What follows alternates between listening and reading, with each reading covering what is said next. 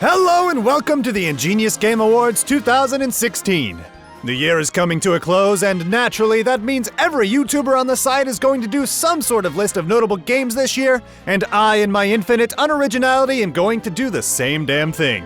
I've pulled a bunch of arbitrary categories, and within each of these categories I've selected one game that fits with some arbitrary rules that I've defined.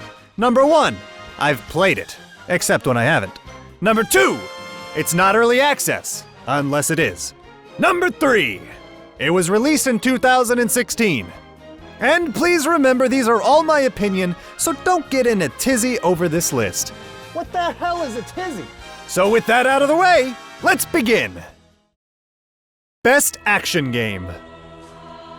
Dark Souls 3 is the easiest game to put on anyone's best game list because it's just that good.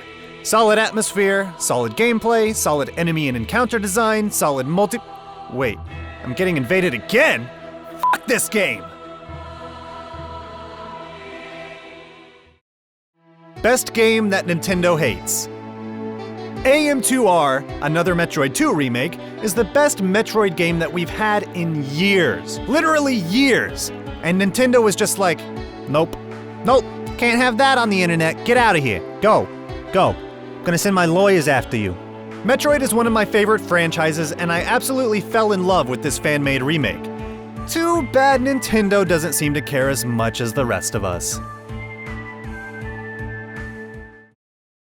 Best multiplayer game. I mean, you probably saw me giving Overwatch this award before you even clicked on the video. I've played so many hours of this game starting from the beta phases, and it's managed to keep me addicted longer than any other game I've played this year. Plus, it's got a real nice butt. Best Shooter. Doom gets this award because I've arbitrarily decided that the Best Shooter award should be given to single-player games only. And boy howdy is Doom ever a good one. It's a fast and unapologetically gory modernization of one of the oldest shooters we have, and I, for one, hope it signals a new wave of inspiration for this genre. I think we've had enough cover-based, hyper-realistic shooters, don't you? Best Disappointment. If there was a poster child for the dangers of hype and developer promises that don't deliver, No Man's Sky would stay on that poster for the foreseeable future. It's not a bad game. It's not completely incompetent, it's just... What? This is boring. I mean, there was an update recently, but...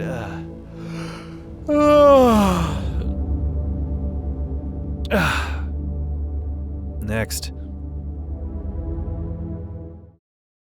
Best Focused Mechanic.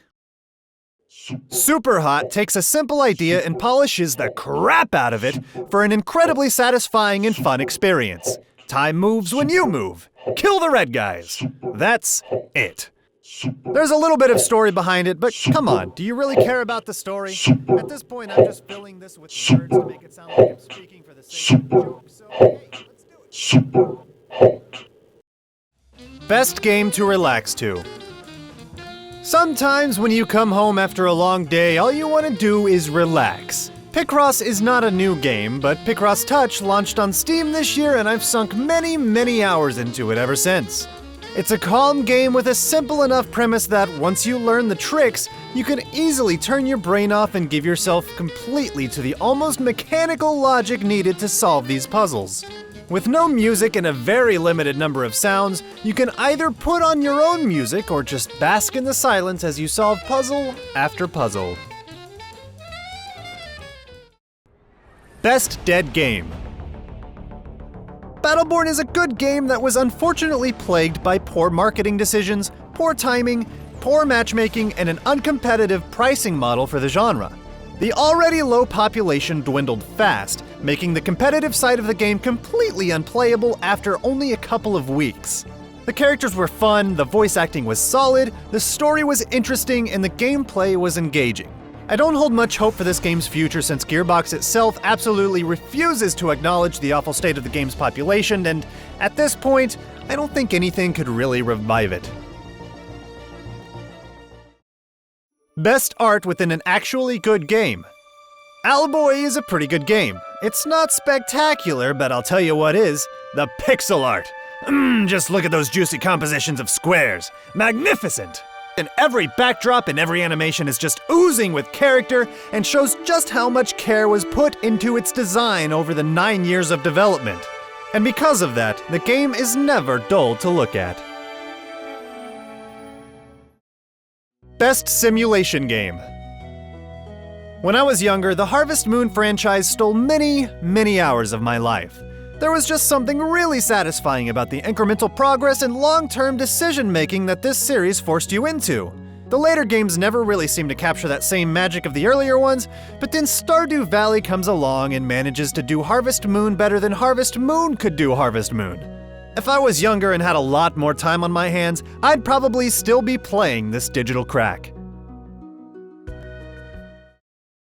Best Early Access Game. It's hard to pick a game for this category, so I just decided to arbitrarily pick Streets of Rogue because I had a lot of fun with it. In its early state, it feels more complete than most early access games that I've played, just because of all the possible interactions that are in this game. It's so ridiculously dynamic that it's hard to put down, and I'm definitely looking forward to its continued development. And hey, if you want to check out some gameplay, you can go over to my Let's Play channel and check it out. Best Abject Failure. This was supposed to be the spiritual revival of Mega Man and had such an incredible success on Kickstarter that it seemed like a given that this game would be a success. But the game was terribly mismanaged with bad marketing, poor money and time management, and questionable design. This is the only game in this video that I haven't played personally, but it made such big waves in the community that it was hard to not put it in the list in some way.